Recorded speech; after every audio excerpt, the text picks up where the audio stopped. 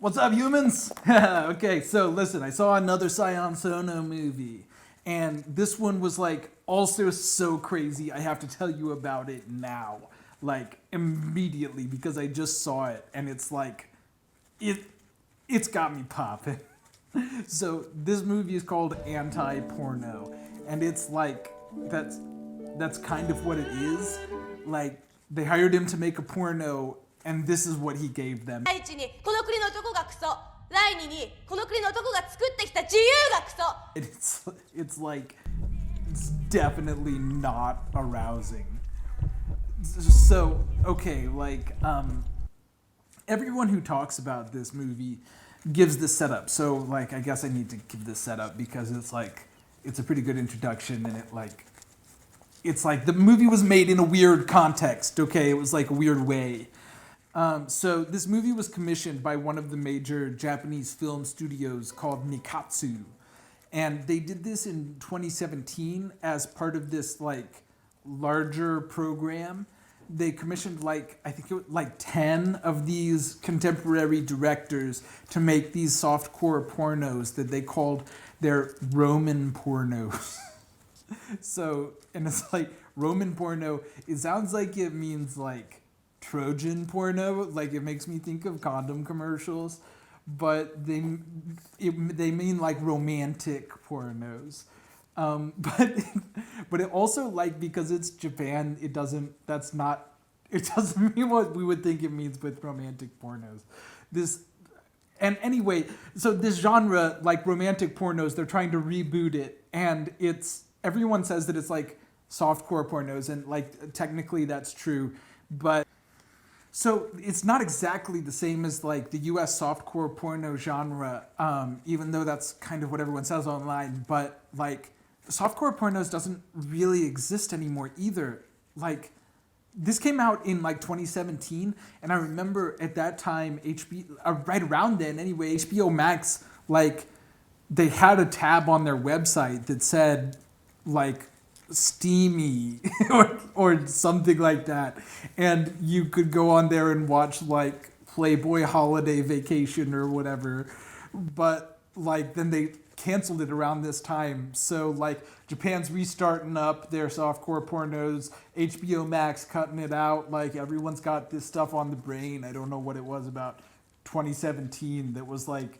feeling gently sexy and high budget, but anyway, Roman porno in Japan was like, it was more like Russ Meyer or Roger Corman. Caged heat.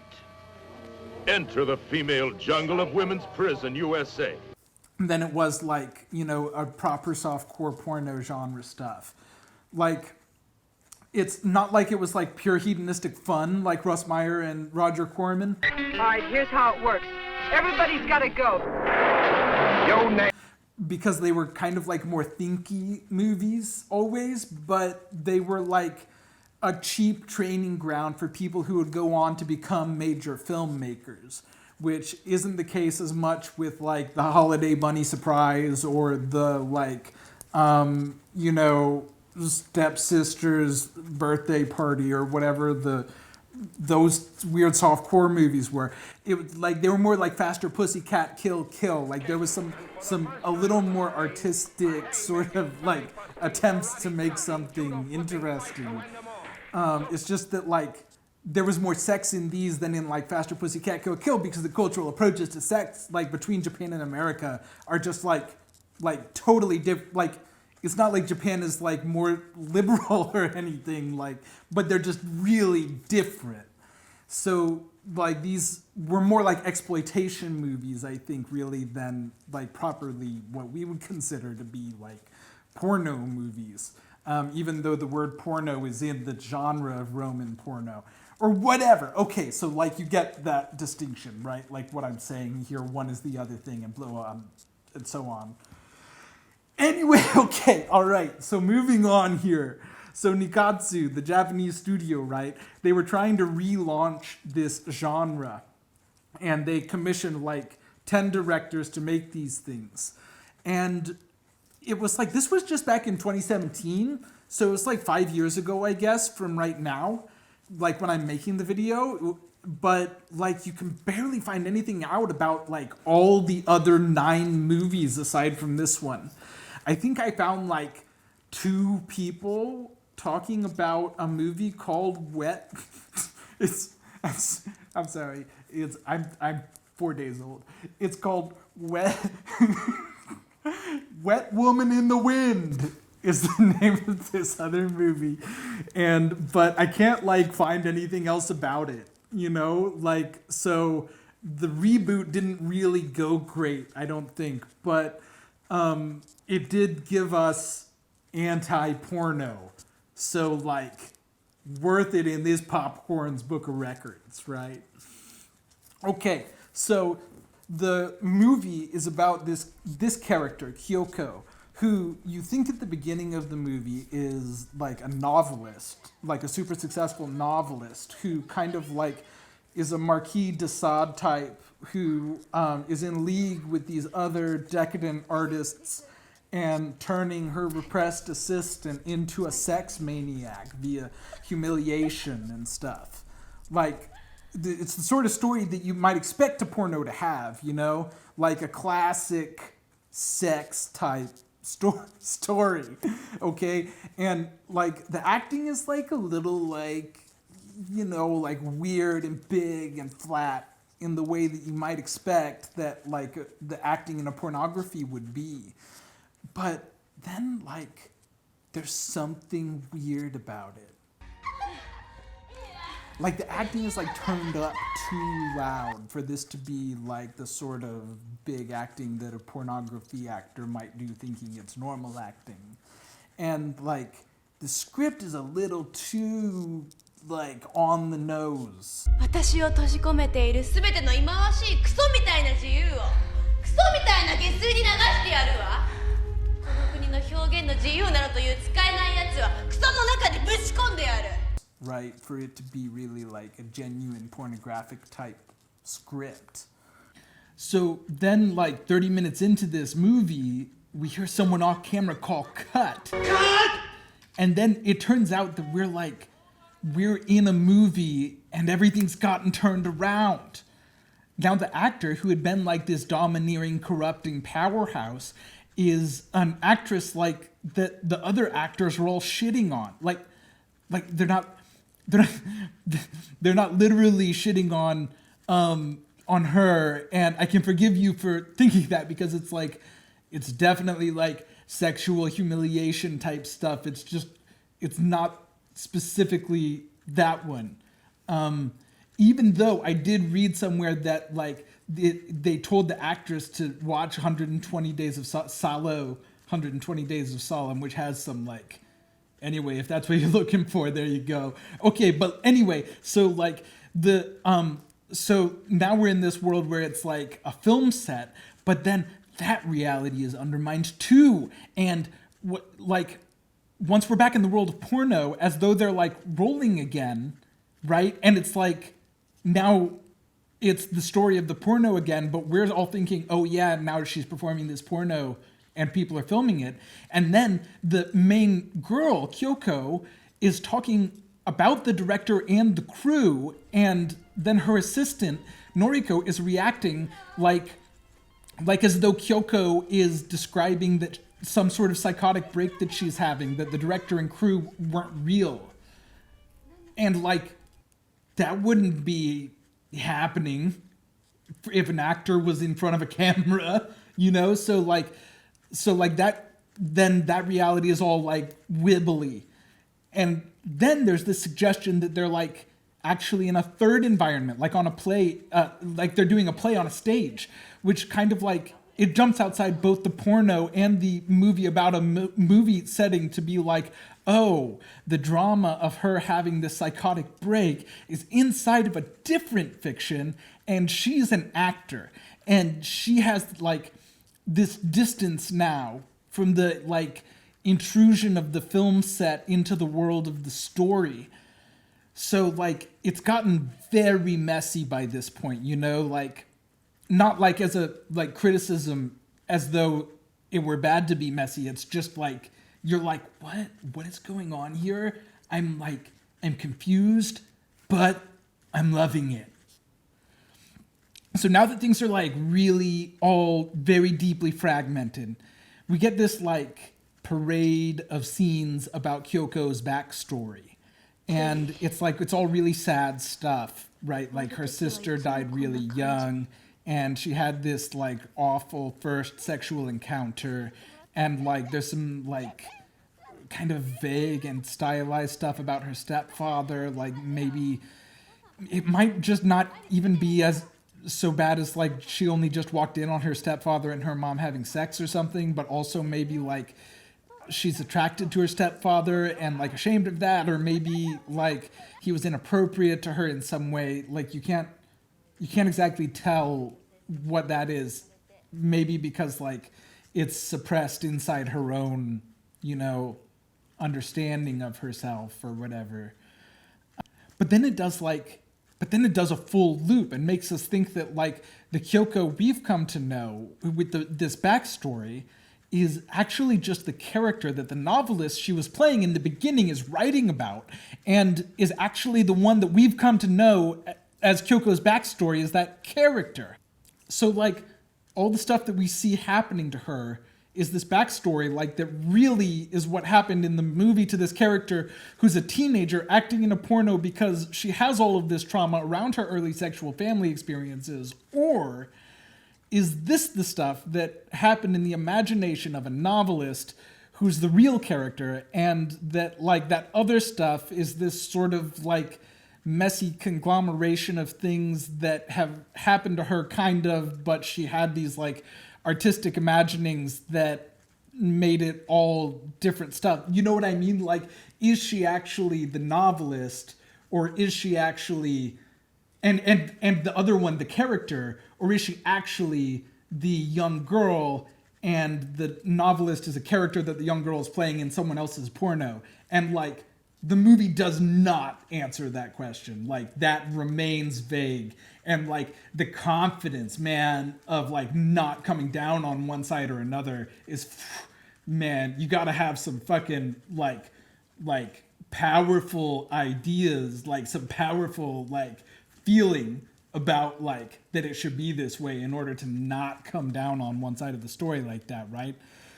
So anyway, that's all the intellectual, like literary type plot stuff, right? But like also what you can't forget, and what these reviewers forget, man, is that this is a movie, and you can't just like ignore what's going on the visual side of the screen. It's like visually what we're getting here is this extremely saturated like pleasure zone.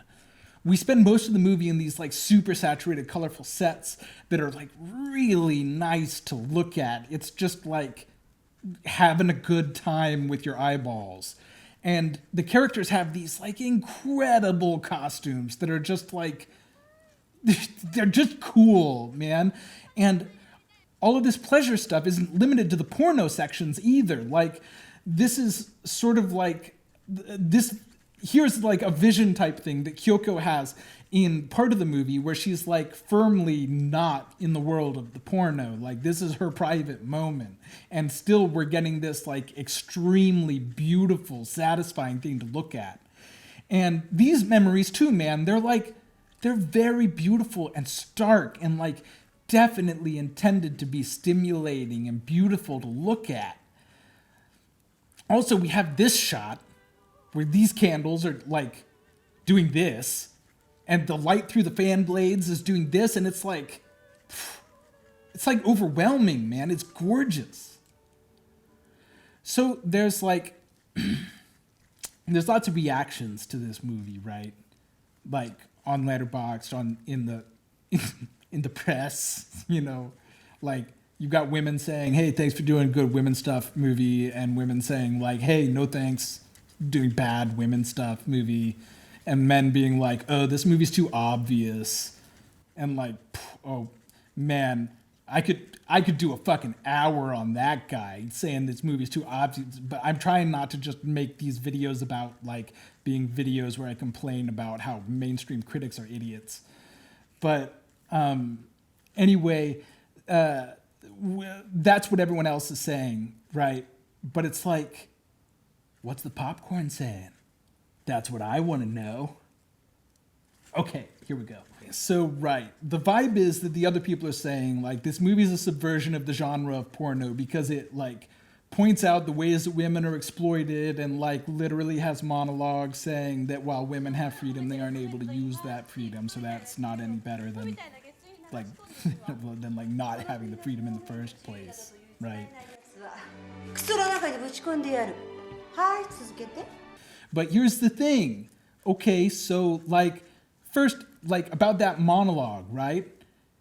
It's not as direct as it pretends to be. Because, like, Kyoko's porno character's whole thing is, like, decadence and hedonism and stuff, right? And while all the film critics are all, like, dusting off their old copies of Feminist Monthly and saying this is, like, about the male gaze or patriarchy or whatever that forms the invisible chains that restrict women from using their legally granted freedoms, like, for this character, the, like, surface level meaning is that it's the sexual mores that stop women from using their freedoms, which is, like, rooted in, like this male fantasy that, like, that if women were only liberated sexually, they'd all be these hedonistic sex pots, right? But, like, the subtext about the patriarchy is so loud that it does this weird inversion thing where, like, the surface level text gets all buried and the subtext becomes the reading that occurs to us first. And, like, it's confusing, right? But, like, that's kind of what makes it cool. And, like, I don't want to say either that surface level reading is, like, totally not ironic. But before we get to tearing it down, like, think of the other stuff that supports it, right? This movie does literally have so much, like, conventionally attractive nude. Like, I don't want to make anyone think that I'm saying that, like, this is only what attractive people are, but it's like, I think it's like these, I mean, you know what I mean? They're, like, conventionally attractive nude female bodies. And they're, like, all over the movie. I could barely find any clips that I could put in this video without pixelating them. Like, there's no ugly people in this movie. If you'll, like, pardon the judgment, like, I don't mean to, I'm no hotornot.com, but I'm pretty sure I can tell that people, like, they don't think that they're putting ugly people in the movie, okay? Moving on. The colors in this movie, they're gorgeous, nonstop. Even that fucking, like, the complicated levels of irony and the metafiction are a fucking delicacy, man. It's, like, fun to interact with the complexity. It's like you're eating a fancy cake. The whole thing is just a fucking feast, man. And while there's a lot in here that makes us uncomfortable, true, but it's still basically, like, stimulating, nice to look at the whole time we're watching it. So, also it's like, I don't know if Sion Sono has this, like, hardcore anti-pornography agenda either. The dude made out and out, like, uncomplicated basic pornos early in his career. This one was called Teachers of Sexual Play Modeling Urns with the Female Body. It was the only one I could actually find clips of because they're not movies that would be sold on DVD, if you know what I mean. Like, there's some other ones on IMDb, though, which I'm pretty sure are the same sort of, like, unironic, simple pornos. Like, there's this one named Decisive Match, Girls Dorm Against Boys Dorm, and this other one called Vagina and Virgin. And, like, okay, like, that last one might be funny, I don't know. But the point is that, like, the existence of, like, definitely we can see teachers of sexual play, and it makes me wonder, like, is anti-porno really intended as being, like, an anti-pornography screed? Or, like, is something else going on here that's, like, maybe a little more nuanced than, like, the take that porn is exploitative of women?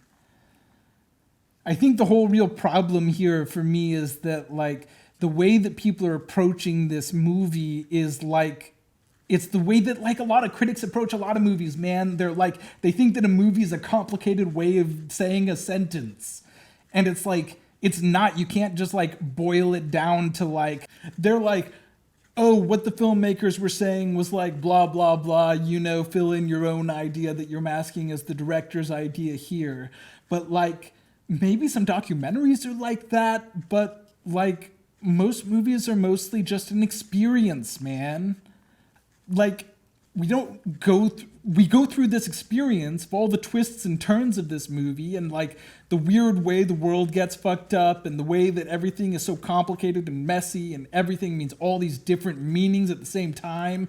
And there are like no bright lines or reliable structures and everything seems really awful because of these traumas that are haunting the edge of everything that can be considered like an intense experience because this person had these really bad experiences out at that edge. And like, we go through that, you know?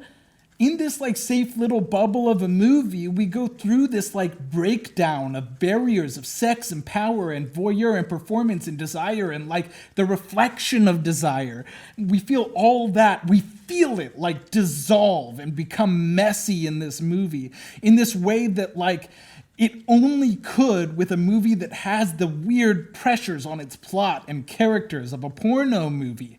And then because it's like, in these Roman porno movies, they say a sex scene every 10 minutes. That's a pressure on a plot, man.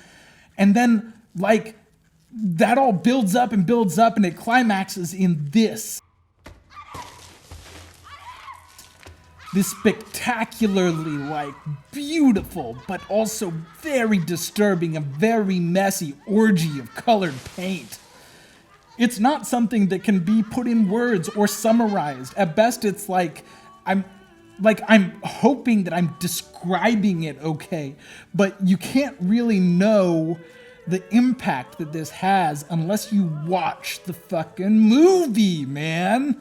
And like take in the colors and the way it presents them and feel how the borderless and released this moment is. Like, it takes you to this place of rage and arousal and release, and that's just like, whoa, man. It's really beautiful. Okay, so listen, that's like my big thought and idea about the movie, but like now I have a funny little thought that I want to tell you because it's like, because I just thought of it and it's really good. Okay, so like everyone take a breath. Okay, so here's my idea. Okay, so check it out. The first scene in the movie is Keiko peeing in the toilet, right? And then throughout the movie, we see her vomiting in the toilet. And then here in this scene, she looks inside this little box. What's in the little box? It's her parents having sex. And so we know that in this world of this movie, right? We know that in the world of this movie, sometimes people are inside of objects that have upward openings, right? And also, like, in general, the movie shifts Keiko from a position of power to being the subject of power, like the subjugated person, right? And so my theory is that the whole movie is the journey from Keiko peeing in the toilet to this is her being peed on inside the toilet. And her pee is really pretty. And this is like, it's like kind of a funny vision of the whole artistic process, right? Because it's just like hurling on yourself and loving your own vomit. It's like, it's funny and it's not sad and you're having a good time. So that's my that's my idea. Okay, so I think that's about it. That's what I'm gonna leave you with here today. I hope you don't think I spoiled the movie for you because like I was trying to tell you like it's an experience, man. You gotta watch the movie and like it was not spoiled. Like you're going to be able to really love it whenever you go through it this time. And like maybe even like it more than if I hadn't told you all that stuff. I don't know. Just tell me in the comments, right? So like, by the way, too, if you're not convinced by that brilliant defense I just mounted of all the spoilers I did, then consider this. I didn't even talk about the fucking butterflies, man. There's like weird butterfly stuff all through this movie. And like there's a bunch of other cool stuff too. Like somebody's got to map out the power dynamics all the way through this movie because that's a fucking maze. There's an enormous amount in this movie, man. The Sion Sono is a fucking master work maker. It's worth the ride, man. Worth the ride. All right, so anyway, I'll catch you next time. Someone said to watch Beyond the Black Rainbow. That's definitely on the list. But like, if you know some other good movies, man, hit me up. Definitely gonna do Prisoners of the Ghostland because like, should probably do a movie that you can legally watch somehow in the United States, which I'm not sure if like either of these movies is that way. But like if it is, I definitely did only do it legal ways, so fuck off. Okay, so subscribe to the Patreon and stuff, and like share this video with your friends. Follow me on Letterboxd. Oh, hey, by the way, I don't know if I told you yet, but I finally have a name. It's true. You can call me Orville Van Pop. The professor came up with it. It's like, it's a little too fancy, but like, makes me feel good. Makes me feel like a clever guy. All right, whatever. Orville Van Pop, look me up. Peace.